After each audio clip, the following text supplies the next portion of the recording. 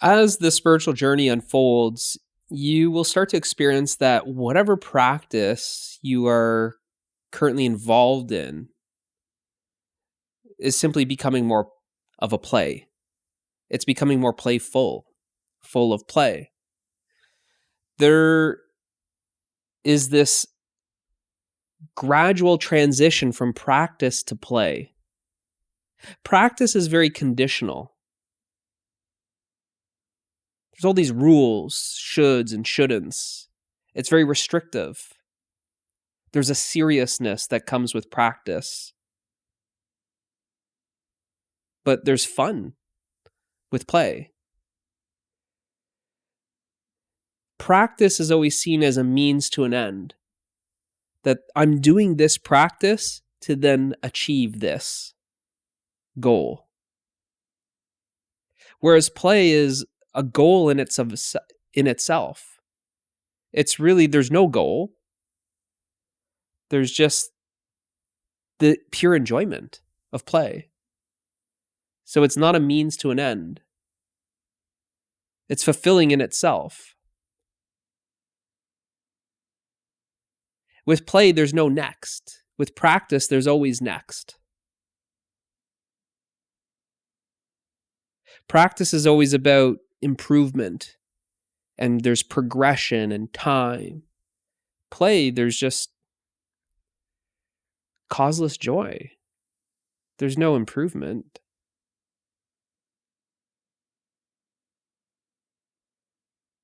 So there's this lightness with play that even a lot of the spiritual conditioning, what meditation is and what this practice should be like, and these do's and don'ts, and sit here and upright at this angle, and all of these conditions,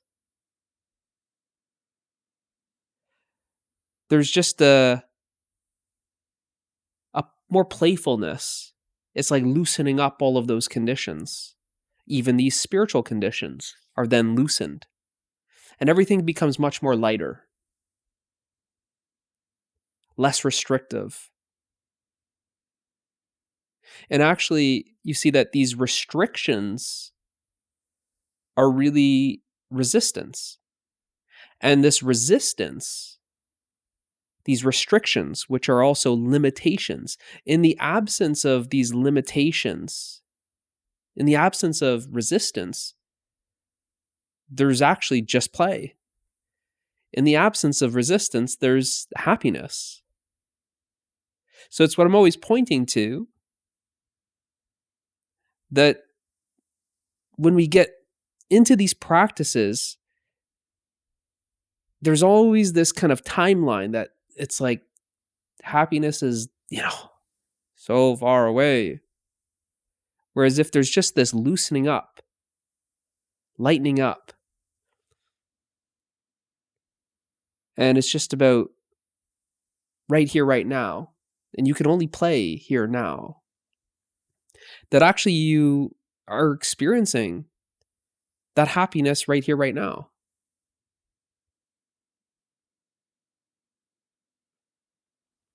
Practice is like the serious form of play. We see this even in sport. That the best practice is actually play. That if you want to play better, you simply play more. This goes for any sport, any activity.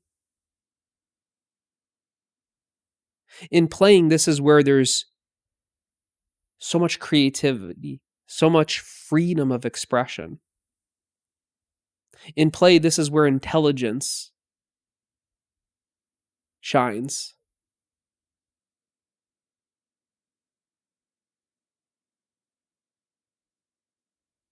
So we see this with sport, that by just playing more,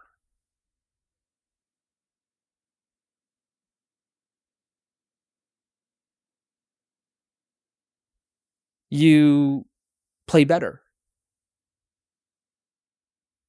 The team that only practices and never plays, will never beat the team that's playing more. This is why play is then incorporated into practice more when you see sports. It can't just be about practice. Because this play is really this freedom. This freedom is expressing itself creatively. Practice is always related to discipline. You have to discipline yourself to practice. Okay, I got to do my spiritual practice. Let's just get this over with. There's discipline that's needed with practice. But with play, there's no discipline that's needed. There's the experience of devotion because there's a love to play. When there's devotion, there's no discipline that's needed.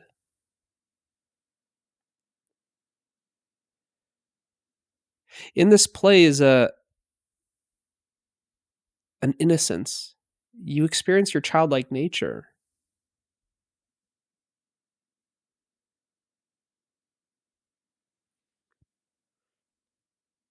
This playfulness, this innocence, this openness, this I don't know. See, when we go into practices, and even if they're spiritual practices, there's all these like rules and limits. The teacher said this, the instructor said that. I have to make it look like this. I have to do this. There's so much pressure with practice. There's a sense of I have to get this right. And there's a heaviness, there's a pressure. With play, there's none of that. You can't get it wrong. So there's a relaxation that's experienced that really, when you look at your life, you can only play when you're relaxed. If you're stressed, well, then the suggestion is, hey, you should relax and play. But you can't play when you're stressed. Coming back to the example here of sport, when you're stressed, you can't play well. To play well, you need to be relaxed. You play your best when you're having fun. So there's this playfulness. And like this, when you drop the practice and just play, you're not trying to get anywhere. You're not trying to arrive at a destination. To drop the practice is also to drop the destination.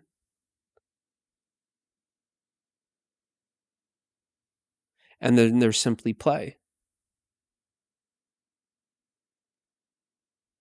And what you were once waiting for to experience at the destination, you are experiencing right now in the midst of play. That your life literally becomes play. It's not seen as a means to an end. You're not trying to achieve some goal. Because if there's a practice, there's a goal. But see, that play has no goal. Play is the goal. But it can't be achieved by doing anything.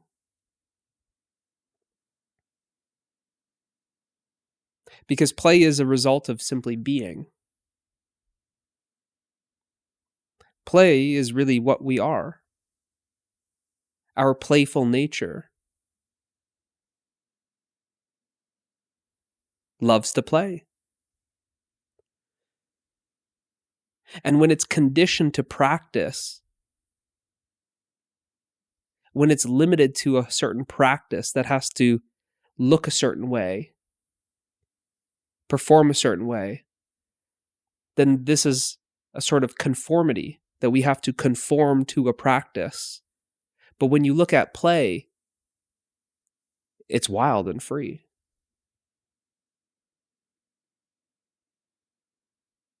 Like I said, practice is the serious version of play. Practice is the limited version of play.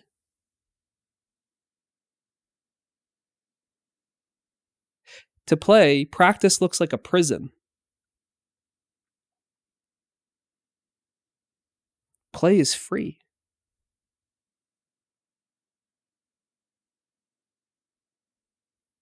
So if it feels like you've had enough of the practice, then it's an invitation to simply drop it. Because in dropping the practice, you simply play more. And in playing more, you have more fun. You're enjoying life more because of this playfulness. That this playfulness is just infusing any activity. Cooking can be done playfully. Cleaning can be done playfully. Gardening can be done playfully. Work can be done playfully.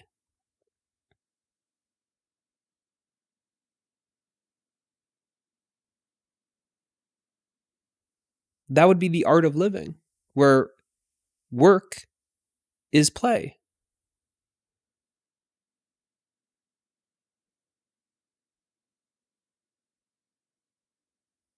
Living in a way where your entire day is play.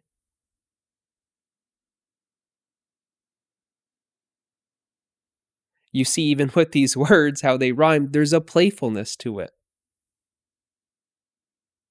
Everything can become play. And then you're experiencing this happiness here now. So there's no purpose, there's no point, there's no goal, there's no objective. Because you're literally experiencing the happiness that is the goal of every practice. You're experiencing the happiness that is the purpose of every action or activity. Everything is about experiencing happiness. But you see, by actually just dropping that practice, you can be experiencing the happiness right here, right now.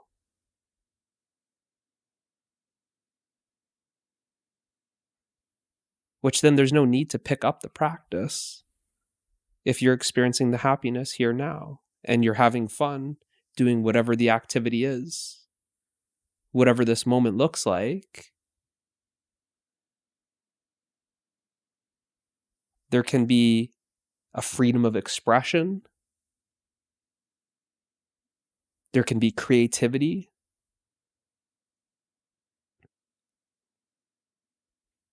And this moment can literally be a play.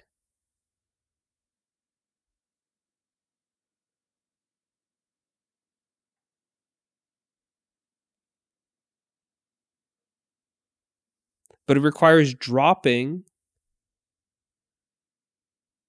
all of that conditioning, those conditions, those rules, those limits, those restrictions, everything that comes with the practice.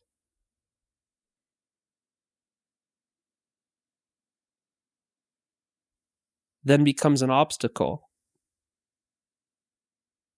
Sure, the practice may have served you at some point,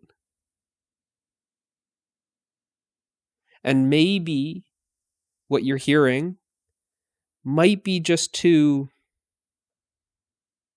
crazy to you. I can't just drop that. I've been doing that for such a long time. 10 years of practice, 20 years of practice, whatever it is. There seems to be almost like a loyalty to this practice. Is it a loyalty to the practice or a loyalty to the prison?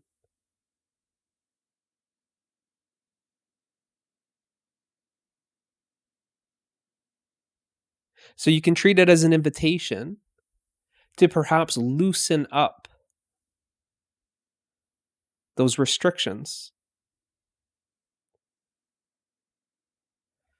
Perhaps to opening up to having a little bit more fun with that practice. coming back to the sport analogy, I've played a lot of sport in my life, is that's what you even see in practice when there's this seriousness to the practice and the coaches are very serious and it's felt. It's all work, no play. But you see that when you infuse a little bit of playfulness in that practice, it transforms. There's more creativity in the sport. And it's this creativity that ultimately innovates any sport. That's really the differentiator in any sport, is the innovation. And the innovation is brought about by the creativity. But the creativity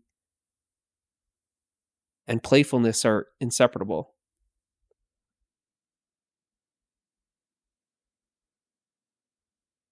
So like this, by infusing more and more play into the practice,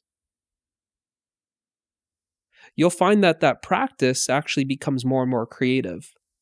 And you'll find that whatever practice you are doing becomes more and more innovative. It takes on a different shape because you're allowing it the freedom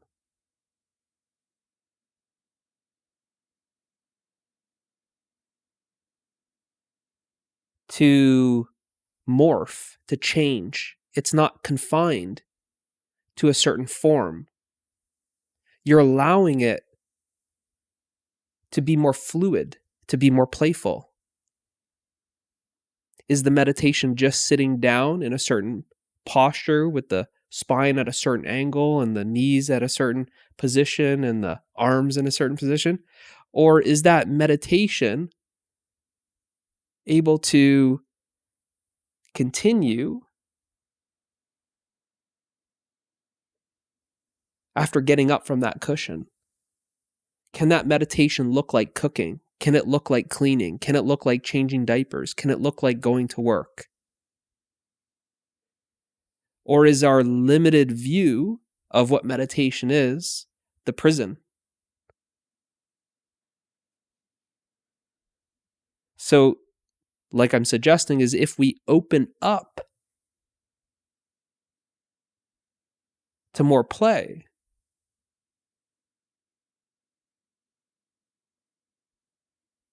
you find that this practice is totally transformed. And it's moving in a direction where the practice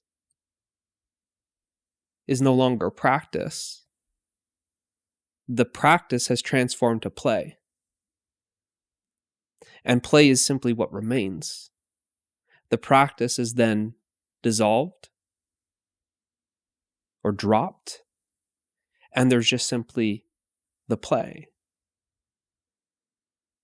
And everything that the practice was trying to achieve at a later time or in the future is then simply experienced in the play. And because you've allowed the play to basically take shape in any area of your life, you actually can't say that this was playtime and this wasn't.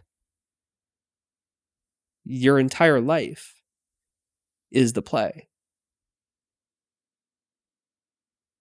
Life is play and play is life.